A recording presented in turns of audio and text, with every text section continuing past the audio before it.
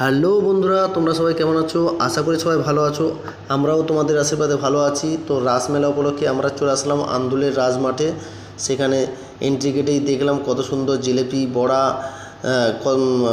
বিভিন্ন ধরনের মুখরোচক খাবার ওরা ভেজেই চলেছে, বসে আছে। তার মধ্যে ঠাকুরটা দেখে নাও, কৃষ্ণ আর রাধা। তার মধ্যে আমরা চলে আসলাম আবার ভেলপুরি খাওয়ার জন্য। ভেলপুরি এক প্লেট নেওয়ার পরই বাবু কীভাবে চিৎকার চেঁচামেচি জুড়ে দিচ্ছে, কান্না করছে যে আমাকে পুরো প্লেটটাই দিতে হবে। বাবা যখন হয়েছি ছেলেকে তো দিতেই হবে, কিছু করার নেই। তার মধ্যে একটা পান খাওয়ার জন্য আসলাম, বেনারসি পান। পান বাবু এত সুন্দর খেতে। তার মধ্যে চলে আসলাম আবার ওই গোল ঘোরানো আইসক্রিম। সত্যি বাবু তো এত জিনিস দেখেই পাগল হয়ে যাচ্ছে, এটা নেবো সেটা নেবো করছে। তার মধ্যে দেখো কীভাবে জিলিপি মারছে, জিলিপির পেঁয়াজ মারছে। সত্যি আবার চলে আসলাম ওই তন্দুরি একটা চা খাওয়ার জন্য।